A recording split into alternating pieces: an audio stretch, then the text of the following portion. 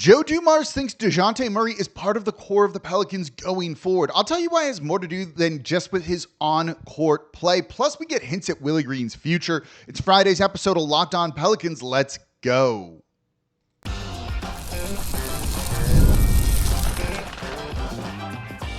You are Locked On Pelicans, your daily New Orleans Pelicans podcast. Part of the Locked On Podcast Network, your team every day. Welcome to another edition of Locked On Pelicans, the daily podcast covering your favorite team, the New Orleans Pelicans and NBA, part of the Locked On Podcast Network, your team every day, available wherever you get your podcasts and available on YouTube. I'm your host, Pelicans Insider, credential member of the media, Jake Madison, at NOLA Jake on Twitter. Here with y'all on this Friday. We'll get into some Summer League stuff later in the show, what we want to see in the Pelicans' final Summer League game.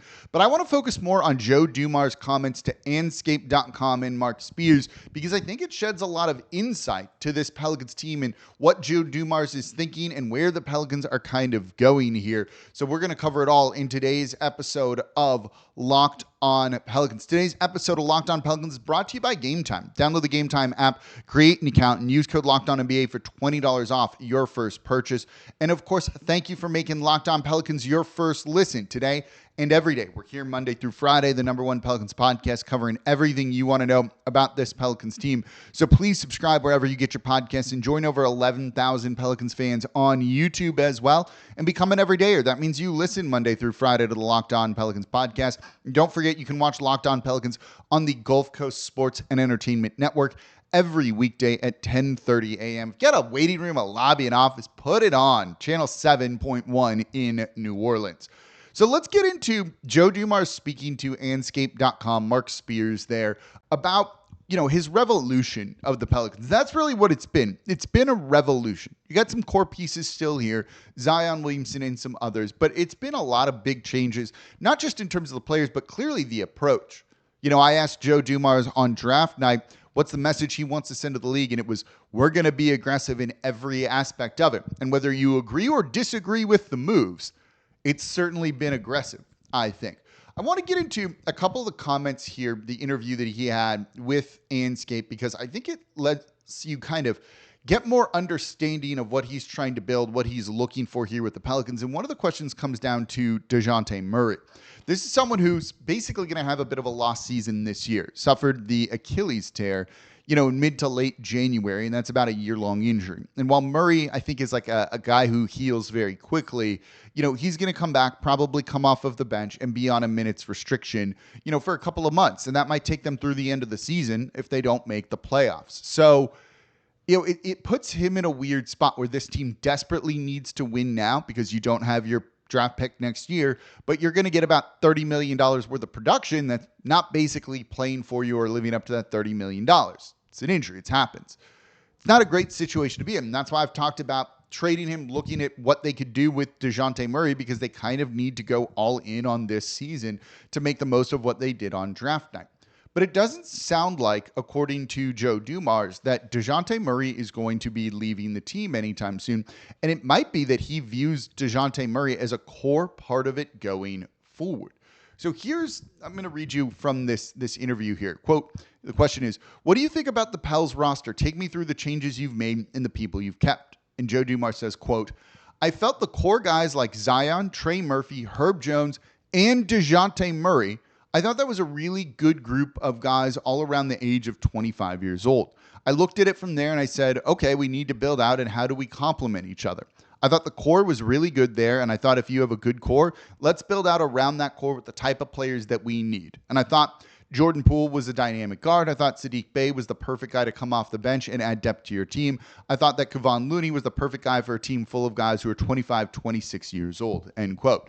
It's really that first line, that first sentence that he says. I felt the core guys like Zion, Trey Murphy, Herb Jones, and Dejounte Murray. He's putting Murray in with Zion, Herb, and Trey. Those three we know, at least for next season, are core guys. And while I do think they would be very open to trading Zion Williamson eventually if the value is good, that's not the case now. So they're kind of going all in around Zion almost by default. Trey and Herb, Trey with his extension kicking in this year, Herb just signing an extension, they're clearly core guys. He's putting Murray into that. He's not necessarily putting Jordan Poole into that. He's putting Murray into that. Or maybe he's just kind of talking about the core as holdovers from the previous regime. But to mention Murray, who's not going to play until 2026 maybe, is rather intriguing to me. And I was trying to understand this a little bit. Some of it certainly has to do with Murray's play. This is someone who the past 2 years in Atlanta averaged, where did the numbers just go? 21.5 points per game, 6 assists, 5 rebounds, shot 35.5% from three on over 6 attempts per game. Gives you a level of defense, a level of physicality that the Pelicans certainly need and look to add. He's got good size at the point guard position too. So I think that's someone that makes sense that maybe you view it like that. But coming off of the injury, he's not 25. This is someone who will be 29 when the season starts. It's not like it's old, right? Dude's 10 years younger than me here, but isn't like a 24-year-old, a 23-year-old along those lines. He's closer to 30 than not 30 here. So to kind of call him part of the core, I thought was a little bit interesting here. And then you read more of the interview. And they ask a question, quote, "Do you have any idea when Dejounte will be back?" End quote. And Joe Dumars' answer I thought was really revealing here. And that is where he says, quote, "I don't know yet. Medically, I can't say it. But what I can say about Dejounte is, wow, to him, because he's got some character traits that I'm really impressed with. He really cares about the game. He cares about things being done the right way. I like that about him. I really am impressed with him," end quote. And this kind of mirrors some of what Joe Dumars talked about on draft night when asked about that Dejounte Murray interview, where I don't think he trashed the team. And I think some of those quotes are taken a little bit out of context with what he was going through and dealing with and the stuff around the team last year. He's like, I couldn't get medical time. I couldn't get court time. And everyone I've talked to with the team about that is like, huh? Like we have those posted. Everyone has it. Maybe in other organizations, it's just open whenever you want. I don't think that's the case. Usually it's kind of all on a schedule, and, he was on the schedule. So that's a little bit odd to me. And I think maybe it's also, he just couldn't mentally get himself there to do all of that stuff, or it didn't feel right. And I think maybe that's what he meant. But, after that, Joe Dumars said, it's like, I immediately called Dejounte Murray, and we had a couple of conversations around what went on last year and what needed to change. And I think Joe Dumars views Dejounte Murray as a little bit of a culture setter here.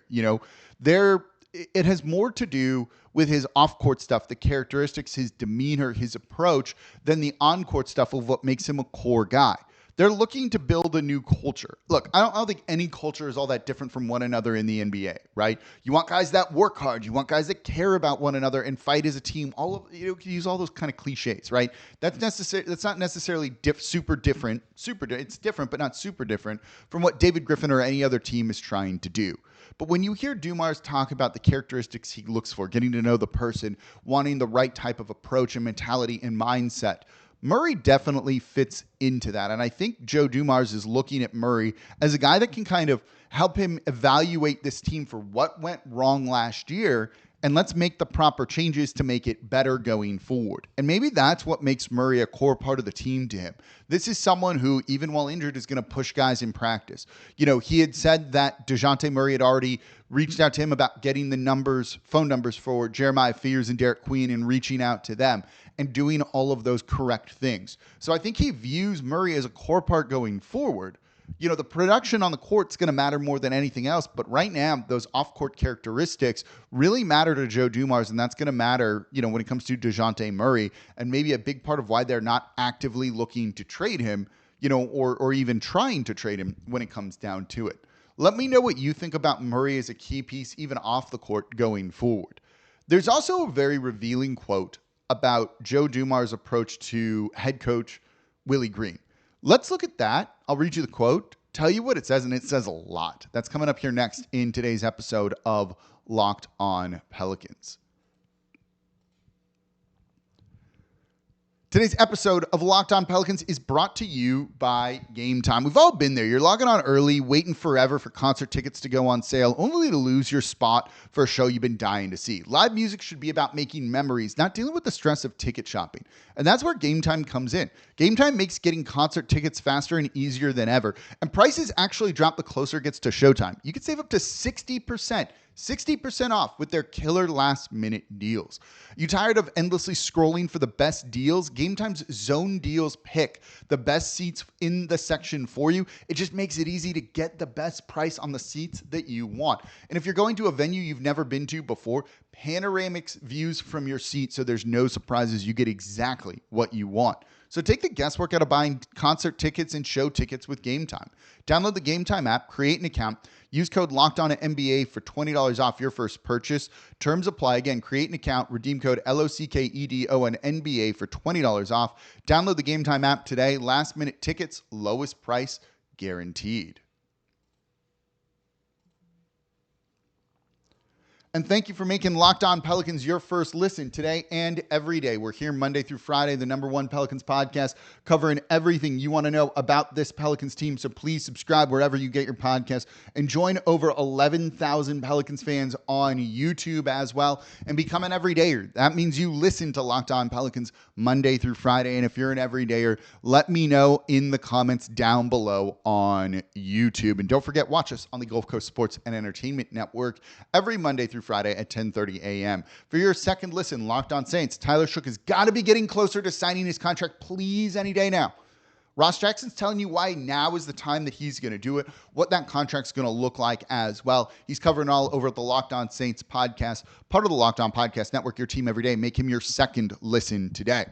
So let's get into the comments on head coach Willie Green from Joe Dumars, because look, Willie Green is in the final year of his deal. It's been a rocky-ish tenure here, I think, in New Orleans. And we've yet to see how good he can be truly as a head coach. And finally, I think we're starting to get an idea of what this will look like under under Joe Dumars here. And here's the question from Anscape. What ultimately made you confident in keeping Willie Green as head coach? And here's the response. Quote, I know Willie. When they were healthy, they were a formidable team. They had some success. This past season, they were decimated with injuries. I thought it was unfair to judge him on the season where the team was decimated and not look at the job he did when they were healthy. I thought you have to give him a chance to have success here. End quote. This is about what you would expect him to say. That's not like a glowing endorsement of head coach Willie Green, right? That's not being like, he's a really good coach. It was, well, we want to give him a proper chance. And that's Joe Dumars saying, I want to come in and evaluate him for myself. And that kind of just says this season is the real test of Willie Green. Look, there's enough talent here that even without Zion, should he get hurt, the whole thing shouldn't fall apart. I'm not saying they'll be good or make the playoffs, but it shouldn't fall apart like it did last season. Like the wheels fell off the bus. It was a dumpster fire, all of that last season, right? With all of the injuries that they had. You know, Zion went down and there just wasn't enough overall talent, especially with other injuries, to kind of make up for it. Now you just have more, I would call it like dynamicism. I don't know if that's a word. I think I've said that a number of times, but you get what I'm trying to say here. In players like Jordan Poole, Jeremiah Fears, Queen, you know, you still have, others on the team. Trey's going to take a bigger leap, have a bigger role, all of those things. There's enough here where, you can be competitive. You might lose, but you're not going to get blown out every single night when it comes down to it. So that means this is Willie Green's opportunity to show who he really is as a head coach. 2 years ago, they won 49 games, almost 50 games, and they looked dominant at times. At times under Willie Green's tenure, they've been first in the Western Conference. And while you don't get banners or trophies for that, look, you don't get there in December with it being a fluke either. And that was before Zion hurt his hamstring and then missed the remainder of the regular season. So there have been some very good and high moments under head coach Willie Green. This is going to be the true test for him this year, right? This kind of is going to put him in a position where it's like, you're going to go and coach. You've got to make the playoffs, right? Like whether or not that's a verbal mandate, it's clearly a mandate here. This is not necessarily going to be about development. And we talked a little bit about that on the show yesterday when we were looking at this, where Joe Dumars said, he's like, we're not trying to throw the rookies into the fire and all of those sorts of things. This is, where we are looking to just go out and win games, and the guys we can develop slowly, which maybe means you don't play them right away or whatever it might be. So they're going to go and try and win games. It's going to be on head coach Willie Green to do that. And I think that also means he has the green light to not necessarily play some of the rookies heavy minutes to start. So this is kind of like Willie Green's team and his opportunity to show what he is. If they get off to a rough start, I would not be shocked if they make a move to fire head coach Willie Green sooner rather than later. That's not a prediction. That's not inside information or anything like that. That would be, this dude's in the last year of his deal. You can fire him. You don't need to owe him any extra money beyond this year. And you have associate head coach James Borrego, maybe future head coach James Borrego, waiting in the wings. He didn't get a head coaching job here. He clearly wants another one. I mean, every coach would. And you didn't let him go and interview or become a lead assistant elsewhere. The Pelicans actively blocked those kind of moves. You know, I also think it's somewhat telling of Willie Green's reputation and how teams around the league view him, where the New York Knicks were actively trying to interview head coaches that were under contract and teams said no. They did not ask to interview head coach Willie Green. They asked to interview his lead assistant, right? They wanted to interview Jason Kidd. Who else was it? They asked to interview Chris Finch and maybe one or two others, but they did not ask to interview head coach Willie Green. That's been reported at the very least. But they wanted to maybe hire his lead assistant, which I think is kind of interesting.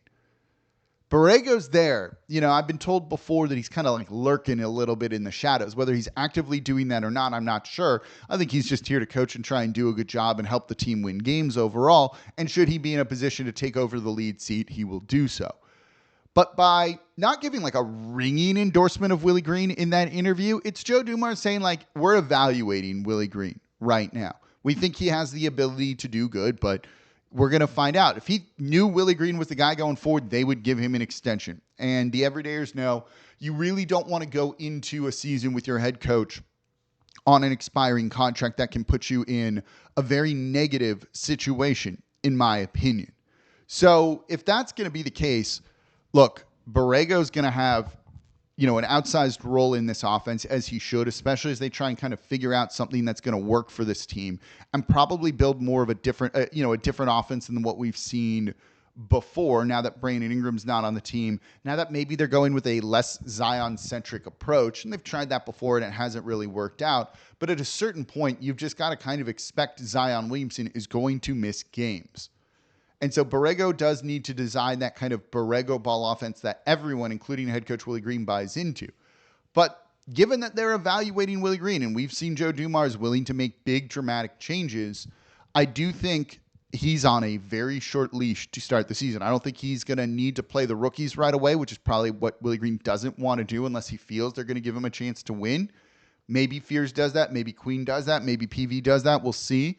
But if they don't win games with some of the talent they have early on, or if it looks bad, they're going to pull the plug on that, and they're going to elevate Borrego to being the interim head coach and give him an opportunity to earn this job. And I do think that is maybe a smart way to go about it. I don't know if we've seen Willie Green like fully at the best of his ability, and coaches can grow alongside players too. And we've seen some really good things under head coach Willie Green. We've also seen some really bad things under head coach Willie Green too. That's why it's going to be the win-loss record that we're going to judge him on this year. If they're winning games, cool, that's what they got to do. If they're not, it's going to be time for changes sooner rather than later. Let me know what you think about Joe Dumars' comments on head coach Willie Green in the comments down below on YouTube. Coming up next, final Summer League game for the Pelicans. They're 0-4. Can they get a win in this one? Doesn't even matter. But what are we looking for in this game? That's what I want to talk about. That's coming up here next in today's episode of Locked On Pelicans. Today's episode of Locked On Pelicans is brought to you by OpenPhone. If you're running a business, you know that every missed call is money left on the table. So think about the last time you had an urgent need. You personally. Was it a plumber, a service provider? If that first person didn't answer, did you wait? No, you moved on. You called the next person. That's why you need OpenPhone. OpenPhone is the #1 business phone system built to streamline and scale your customer communications, all from an app on your phone or computer. And OpenPhone is going to let you manage business calls and texts on a single app. And the shared inbox feature is a game changer. Your team can jump into any conversation instantly without missing a beat. And they have an AI agent that's going to handle after-hours calls answer common questions, capture leads so you never miss a customer. So OpenPhone is offering Locked On Pelicans listeners 20% off your first 6 months at openphone.com/LockedOnNBA. That's OpenPhone.com/LockedOnNBA. And if you have an existing number with another service, OpenPhone will port them over at no extra charge. OpenPhone, no missed calls, no missed customers. And thank you for making Locked On Pelicans your first listen today and every day. We're here Monday through Friday, the #1 Pelicans podcast, covering everything you want to know about this Pelicans team. So please subscribe wherever you get your podcasts and join over 11,000 Pelicans fans on YouTube as well and become an everydayer. That means you listen Monday through Friday to the Locked On Pelicans podcast. And for your second listen today, it's Locked On NBA. I just saw an alert as I was recording. I think you might have seen me if you're watching on YouTube. Looking at my phone. Breaking, 9-time NBA All-Star Damian Lillard is finalizing a 3-year, $42 million contract to return to the Portland Trail Blazers, sources tell ESPN, which is wild to me that he's going back with everything. I need to take a couple minutes after the show to look at that one. They're going to be talking about it on Locked On NBA, where there's no offseason. Doug, Matt, and Hayes keep you up to date on contract negotiations, rumors, and everything you need to be the most informed NBA fan. Find Locked On NBA on YouTube or wherever you listen to podcasts, part of the Locked On Podcast Network, your team every day. So let's look at the final Summer League game. Pelicans 0-4 taking on the Indiana Pacers on Friday. It's an 8 p.m. Central tip-off, which is just late night Summer League action for New Orleans with a handful of these games. We'll talk about this one on Monday. I don't know if Derek Queen is going to play in this one. His hand was wrapped the other day. I hope he does. I hope that's not a serious injury. But knowing how this tends to work, I don't think you're going to see him in this one whatsoever. I think they're going to just keep him out and not risk any sort of injury. What I was told was they were going to examine this at a later date. So it's you're not going to really play him. So I would expect not to see Derek Queen in this one here. So it comes to the other guys on what do you want to see from them? So let's kind of run through it a little bit quickly of what do we want to see from some of the Pelicans in Summer League here and some of the other young guys kind of showing off what they're going to need to do to try and, make either the active roster or what you want to see them work on as we get closer to training camp and preseason. So let's start with Jeremiah Fears here. He had his best game in their 4th Summer League game. That loss to the Thunder, 22 points on 8 of 15 shooting, 6 rebounds, 6 assists. What I want to see him do in this game is get big men a little bit more involved. They didn't play Yves Missi in the 4th game. I don't think you'll see Missi in this one here too. But we've seen Fears play downhill, attack, then kick out to open shooters. And look, I like that. Love that skill set from him. He'll be able to do that at the NBA level. The finishing has progressively gotten better. Obviously, we want to see him finish well around the rim. But right now, what I want to see him do is get the bigs a little bit more involved. If Hunter Dickinson is starting at center, get him on a couple of lobs. You haven't seen Jeremiah Fears really toss up a ton of assists to Missi and Queen. I think he has 3 total to those two guys. It was only through 3 Summer League games, obviously. But that's not a great number. Missi's his best when he can kind of be a lob threat, and you never really got to see that in action. Rather than just playing straight downhill and attacking the basket, I'd like to see Jeremiah Fears play a little bit more out of the pick and roll and play make a little bit more out of the pick and roll. If you could see a lob or two to Hunter Dickinson or any of the other big men on the team, I think that would be ideal in this one. Should Missi play, lob it up to him, let him flush it down a couple of times, just try and make that a thing. That would be fantastic in my opinion. That's really the other thing I want to see from Fears in this one. I'm less worried about the 3-point shooting than I am about the playmaking and the finishing at the rim. Antonio Reeves has a real shot to make this team. He was on the team. They've waived him. Maybe they bring him back. Maybe they don't. If he wants to, though, it's going to be on his 3-point shooting. Only played 15 minutes in the game against the Oklahoma City Thunder, went 0 for 2 from 3. He's looked pretty good, I've thought, in Summer League. Has looked like a guy, who played a bunch of minutes at the NBA level last season. I'd like to see him just have a lights out game from 3. That's going to be kind of the biggest thing for him. If he's making threes, I think there's questions over, does Jordan Hawkins, pan out, develop like we'd want? Could Antonio Reeves get some of those minutes? Antonio Reeves has a chance here. That's what you really want to see from him in this upcoming game. Similar thing for Keon Brooks Jr. You want to see the three-point shoot. It's really going to be basically three-point shooting for like everybody else here. Keon Brooks Jr., you want to see the three-point shooting if he wants to have a chance. Lester Quinones at the guard position is maybe the guy that they're really going to give that opportunity to. He's on a two-way already. 0 for 4 from 3. The Pelicans have just not shot the ball well in Summer League whatsoever, but at times, Quinones has shown the ability to make a three-point shot in pretty good volume. More depth on the wing and guard position is only going to be a good thing for New Orleans. So Quinones being kind of at that spot, I think could be really great for the team too. So hopefully if he's making a bunch of threes, they'll keep him on a two-way, and that means he's going to get some minutes at the NBA level next season. You have Christian Shoemate, who I think is a fan favorite for a lot of people, and that dude is just a high-flying, athletic player. Just show off the athleticism. Like, for him, it's just go out and make plays in some capacity. Just go impact the game in a positive manner. I don't think Trey Alexander has looked incredible other than the last game here. There's a chance, he maybe doesn't stay on a two-way deal, though I think he likely will, but maybe the Pelicans will mix it up with some of their two-way guys here. And I think someone like Christian Shoemate would be a wonderful addition to the two-way group to just kind of have an explosive athlete that could develop into something, especially kind of being a bit of a local guy too. At the very least, I would expect him to play with the Birmingham Squadron this next season, but he's someone that you just want to see impact the game. He got a ton of minutes off the bench, the most minutes off the bench, 25 in the last game. I expect he'll be in line for a big role in this one as well.